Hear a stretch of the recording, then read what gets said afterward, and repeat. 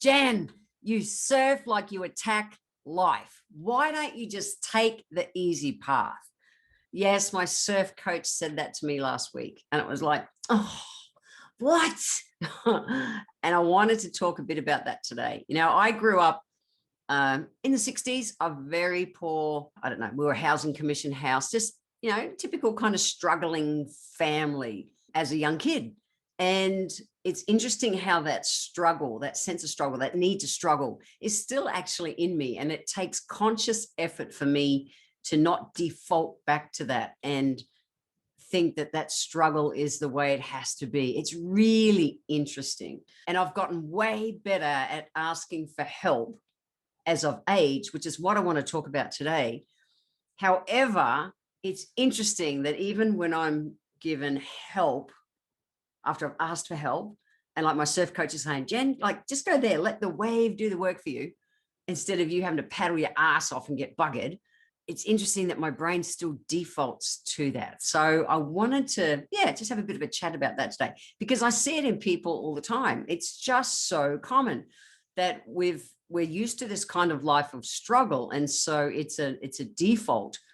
And when life is just going on, we're looking for ways, not necessarily to sabotage, but we're looking for ways to help us feel comfortable. And there's this strange kind of thing that when life is just flowing and life is just easy, we're uncomfortable because we're so used to struggle. Well, I am. That's it. Now I think about in business and in life, if I was out in the ocean and I was, bloody drowning, well, actually a couple of days ago, I was out in the ocean and the sweep pushed me towards this rock wall at the alley where I surf, and right in front of the rock wall is the channel where the boats go out. And as I got washed into that area, which was really deep water, and there was a boat coming, and my brain's like going, struggle, struggle, struggle, struggle. And I put my hand up and I'm waving my guts out so that the boat could see me and not run over me. And it was like, help me. Like, I was okay. I was going to save myself. That wasn't the thing, but I needed that boat to know that I was there and I didn't want him to run me over. So it's in me that I'll still ask for help, but that's been a learned thing. And I've needed in the past to get to extreme situations like that to ask for help. Anyway, I'm way better at it now than I used to be. Think of it in your day-to-day life, whether it's you've got emails hanging out of your bum, whether you've got 20 projects on the go, or you're just everything's pinging at you from everywhere and the kids want their attention because you're working from home now and all that's going on. Would you really, or do you really put up your hand and say, I need help? Just think about that for a sec. Would you? You say, yeah, I would. But think about even the last week or the last month or the last year where 2020 has been really interesting. How many times have you put up your hand and really asked for help?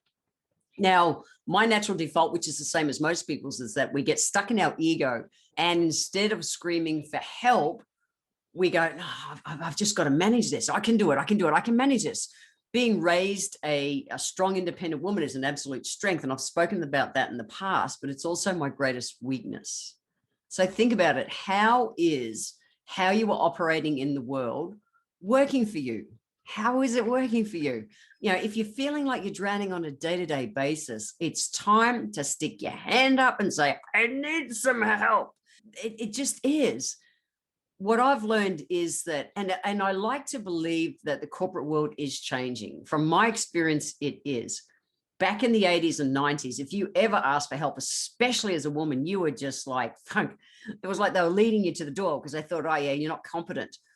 But the emotional intelligence of a lot of workplaces has changed a lot now, in that there's a different level of respect for people who do ask for help. And what I also know in myself is that I used to think, I'm asking for help, but I realized that I was just delegating and passing stuff on to the right people and all that kind of stuff, and done properly and with respect. But it's a very different thing to actually asking for help. Think about that. Do you just delegate and go, yeah, I do that. I ask for help? No, you don't. You're passing on the tasks, which is all cool.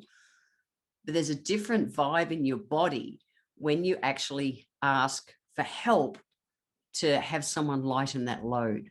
What I've seen through life, and I know I've done it in the past too, is that when when someone asks you, how you going? Like, how you going? Yeah, I'm fine. I'm fine. I'm fine. And if you can go back to episode 57, I talk all about the word fine energetically and how that shows up in our life. So I'm not going to rehash it here today. And so just think about going back and listening to episode 57 if you haven't nailed that one yet, because I really do talk about that. Because all these things, energy is all showing up in our life, and it's also setting the tone for how we're operating forward. And at some stage, we just need to be able to go, it's time now, I need to ask for help. So I asked for help from a surfing coach, and yet I was still defaulting to the fact that part of me needed to struggle instead of just, woohoo, get in the good waves. It's just insane that we do it. For me, definitely ego plays a part, and I'm not wanting to appear incapable or inefficient. That's just a reality. And learning to surf just smashes my bloody ego out of the park. Like, holy shit, there's nothing I've ever done in my life that has left me floundering and feeling useless in the learning process than what surfing does. And in that, it is the most frustrating and yet the most fun sport I've ever learned. And that's why I won't give up. I'm doing this. So I'm getting so many learnings, and it all shows up in business. It shows up in relationships. It shows up in everything that I do. And it's just interesting to be in this point in my life right now where I'm so used to the default of mine to struggle that even when I'm asking for help, I've put myself back in that struggle position, if that makes sense. And that's why I just want to talk about it, because there is a difference. We can think we're in our work life, day in, day out kind of tasks, all the paper and everything we've got to deal with, and do this and manage the home and manage the family and all that. We can still think that we're asking for help, but we're truly not. And what I've learned is to truly ask for help does involve parking the ego to a side. And everyone has a bloody ego, guys. It's just we all have an ego, and it's either working for you or it's working against you. And if you're headbutting all the time, that's a really good signal that your ego is not in a good place, because it's not allowing you to grow and move on. So it's like, as we come up to a headbutt, it's like we've got an opportunity of growth, park our ego to the side, listen, learn, course correct, move on, keep moving forward. And that way we don't have to do the struggle. So it's just like the waves. When my coach was saying to me, Jan, let the waves do the work. When I'm positioned in the right place, which is what she was there, I had her there teaching me to do. If I position myself in the right place, the waves do so much of the work. I don't have to paddle my ass off and tire myself out. And something I've realized when I ask people for help is that I do them a service, because we're service-oriented beings. And the same as the way I feel good when someone asks me for help and then listens and lets me help them and all that kind of stuff. Well, then when I do the same for someone else, ask for help, listen to their advice or whatever, let them help me, well, then I turn something on in them that they get that feeling of, wow, I've been of service. And that stuff lights up our bodies. It really does, because we need to be needed.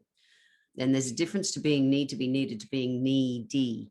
That's a whole nother game, which I'll talk about on another podcast. So what is the solution? Well, the solution is to put up your hand, speak from your heart, because when you speak from your heart, you speak your truth, and then let someone else help you and apply what they say if it resonates with you. Because when we speak from our heart, we speak our truth. And the other day, my surfing coach said to me, Jen, you have to get a PT. You have to get a trainer to be able to just take you off. I need to get more of that flexibility in my back so I can kind of banana arch my back so I can be paddling more from my back, not from my shoulders and tiring out my shoulders so much and arms. And she said, you need to do this. And I went, yeah, that's not going to happen. And the look on her face was like, what the fuck? And I'm being honest. I'm not a fan of doing gyms. I don't want to go to a gym, all that kind of stuff. And I'm just not interested in it. I'd rather, work out something else. Anyway, but I took it on. And I thought about it, because my instant reaction was, well, struggle. Just keep struggling your ass off in the surf, Jen, until you take the time to build your back so that you can, paddle from your upper back, not from your shoulders. And on the drive home, I went, yeah, okay. I pulled my head in. And I've absolutely booked a session with a trainer to start really working on building up my back. And so I've listened as well. And that's the solution. So put your hand up and ask for help. Speak from your heart so that you speak your truth. And then you've got a choice to take on what they're sharing with you. And what I'll throw in that with that is that if someone has whatever it is, success in something, even if it's just managing people or whatever, but they have something that you want. So my surf coach surfs to a level that I want, I aspire to. Well, when you put your hand up and ask for help, at least for real, take on what they're showing out of respect, like respect their opinion, or don't bloody ask it in the first place. So for me, the way I can stop struggling in my surfing is to get a trainer to help me build that part of my body that I need to build. That's it. That's the solution. And I'll still have sessions with my surf coach in the meantime. And I need to bring this other dimension in. And I might have kind of gone on about this a little bit, but I know how big an impact it is to me. And my natural default is struggle. It is because of my childhood. If I want to course correct that struggle, even at bloody 60 years old, I've got to take the baby steps, ask for help, get that, course correct, keep moving forward. So I know how cool it feels to me, although I know, no, I don't see that. That's a struggle. My brain said, I know I won't enjoy that training session this afternoon, which is when it's going to be on. That's my natural default for that. And what I've done is I noticed that I was defaulting to that in my thought, and I can change it. So instead of me going, oh yeah, it's just going to suck having a beer with a trainer this afternoon, I can change that thought process. The old habit is it's going to struggle. It's going to be a pain in the ass. I'm not going to enjoy it. Where what I'm going to do is I can reframe that in my mind that I'm excited. I'm getting a chance to build my back. The reason is I know it's going to help advance my surfing. That's it. So when I caught that in my brain, you should have heard it because I actually did it right there and then. And that's what's possible. I guarantee you'll be pleasantly surprised by the results if you just give this a try, and then you just keep building on it. So the healthy life hacks, 2 today. 1, take stock of where you're really at. Do you need to ask for help? Do you need to delegate? Are you delegating when you think you should be, when you think you're asking for help? Just take stock of what's going on. If you're head button somewhere in life at the moment, what can you do? Where can you get the help? Where can you listen to what it is? The second one is to stop and breathe. It's okay to ask for help. It's okay to go for a life that can be made easier.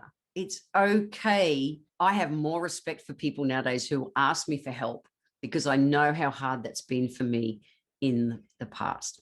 So if you want to jump over to get the show notes, head to healthylifehacks.com.au. And in the next episode, I'm going to be speaking about how to stop procrastinating.